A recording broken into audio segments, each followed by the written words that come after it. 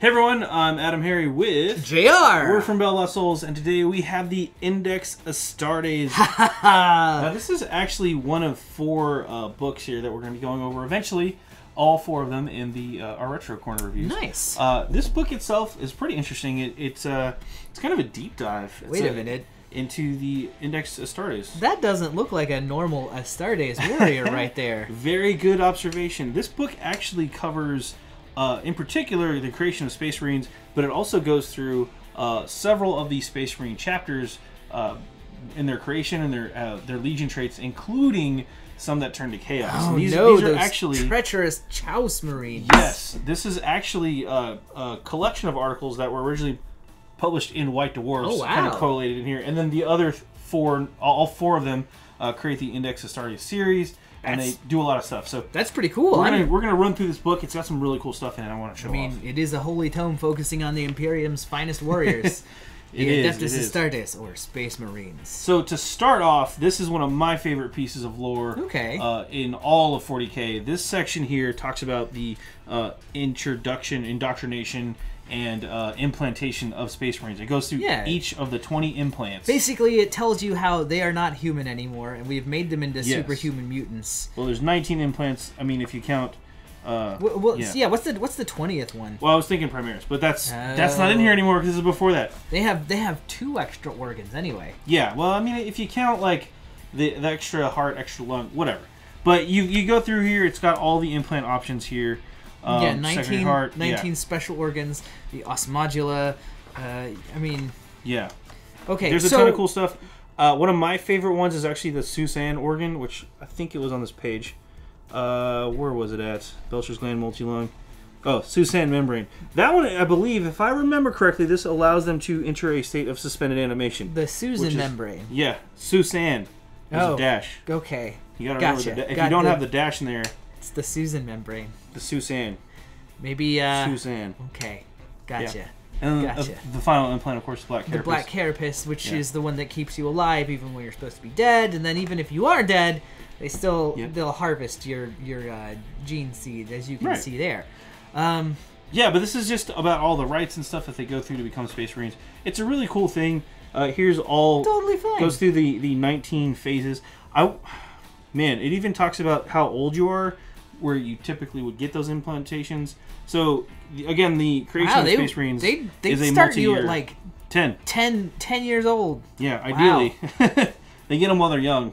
Right. And then go from there. Now, they can do this to adults, but mixed results. Anyway. Well, kind of like how they can turn full-grown Marines into Primaris now with mixed results. Right. At least that's what they did to Calgar, but, you know. Then we get into the Codex Astartes proper here. This just goes through all the different Codex chapters. Oh, and this talks about like the Codex itself, which is what that's what Guilliman did in response to the Horus Heresy, right?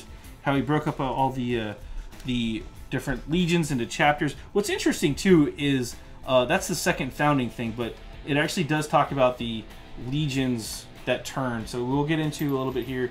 The Emperor's Children, and I want to say the Iron Warriors Legion as well, which is just interesting. I'm excited to check out that stuff as well. So it kind of shows you how everything's organized, and it tells you, like, all right, here's what a tactical squad, assault squad, devastator squad, all that stuff gets outlined in Guilliman's Codex. But then there's the... Wait a minute. Yeah. First founding chapter, it goes with the first chapter, First Legion, which is the Dark Angels. Yeah. And again, this talks about the history of them, the Dark Angels. You weren't kidding when they said that we were going to talk about Chaos Marines. Yeah, I wasn't kidding. Yeah, you're right. It goes through the Dark Angels, all their belief system. That's what I like about these books. If you play one of these chapters, you can really pick up some really cool stuff from their different chapters. Yeah, it gives you some nice Second flavor. Legion, which is actually the Emperor's Children. Wow. And again, it's going Legion by Legion. It does have some other stuff that's not... Legion specific, but we'll get into that. Emperor's Children, their backstory, their history, their homeworld, how they are organized, their combat doctrine. Talks about their they did during the heresy. Yep. Well, so what I really like is the different like beliefs, because these are all kind of informed by each Primarch's sort of issues, good or ill, with the Emperor. and their relationship to them. Next, we have the Iron Warriors, which again is a Space Marine Legion that fell to chaos. You can tell because of their tusks. Right. It talks about their time, their origins up to and through the Heresiry. So, goes through the combat doctrines. How did the Iron Legion fall to chaos? It was Perturbo. He was perturbed. Yeah, and he got perturbed and was like, yeah, let's do it. And what's cool, too, is back in the day, they actually did have rules for using these in their specific edition. Of course, at this point, these rules are not really valid anymore because it's old, but yeah. It just occurs to me, looking at this old artwork, how long that's Abaddon, right? Yeah, that is definitely How long must his hair be? Because it's in a top knot that's like... Oh, it keeps going, brother. I mean, like, it's a lot. Next, we go into the White Scars. Again, talks about their origins, their Primarch, all that fun stuff. How they're organized. Organized. A chapter, notice, not a legion. Not a legion, yeah. And it talks about, like, the different characters in them. Yeah. Yep. Good old Jubal Khan. It talks about their... combat doctrines, yeah. And what their gene seed is, right? Because, like, a lot of them have their own... Each of the gene seeds, even if they're subtle, has their own, like, sort of mutation. Yeah, they have some stability issues and things like that. Yeah, well, like theirs is... they're sort of genetically designed to be warriors and, like, to fight even amongst each other. So if they don't have anything to go against... They will push for combat, yes. Yeah.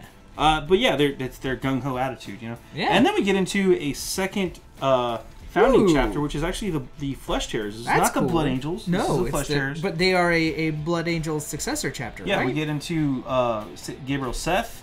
Chapter. He doesn't even have his first name. It's Gabriel. He's just Chapter Master Seth. Yeah. He looks like a Seth. And we actually have, again, back in the day, rules for running Flesh Tearers with Death Company, including a Dreadnought. Oh, right, because yeah. Yeah. They're all about the Death Company and stuff. And then, of course... And then, speaking of Dreadnoughts, we get into a section that talks specifically about Dreadnoughts. This is probably my favorite section in this book here, because I love the lore around the Dreadnoughts. Yeah. I love the, like...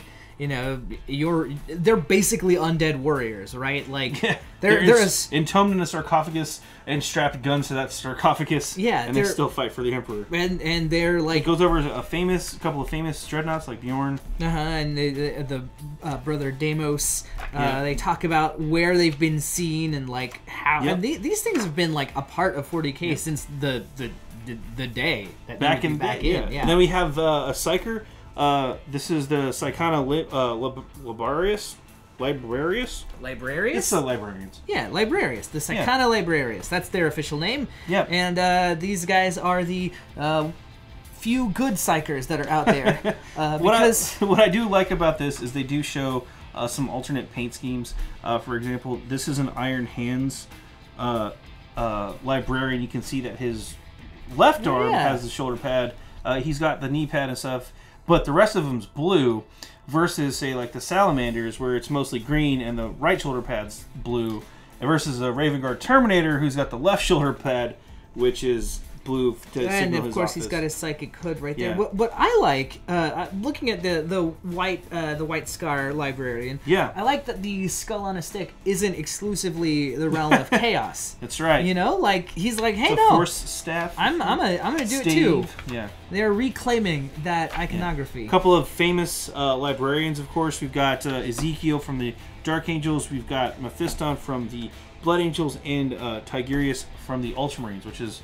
Those are three of the biggest Psychers. And then, of course, it talks about the Rune Priests of the Space Wolves and the various different, like, arcane equipment that they have to make themselves fight better and harder and stronger. Heck yeah. It's really cool stuff in this book. That is pretty cool. There's a lot more details in here that we kind of glossed over, but this, again, is one of 4 books. We'll be going over the other 3 at a later date. But if you have, get your hands on these, they're definitely worth sitting down and reading. It's a treasure trove of lore and flavor, basically. Heck yeah. Even if you're not using those rules now. Yeah, and odds are, if you play a Space Marine or Chaos Space Marine army, if you have one, if you've ever collected one, your army's probably going to be in one of the 4 books, which is really cool. I'm excited to go on this journey with you. So, well, that's part 1. And we'll be picking up part 2 at a later date. Sounds great. We'll see you then. I'm AdamHarry. I'm JayArr. We're from BoLS Souls. Thanks for watching.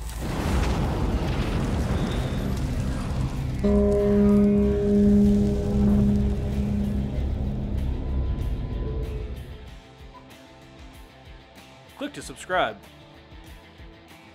Check out more videos. And thanks for watching.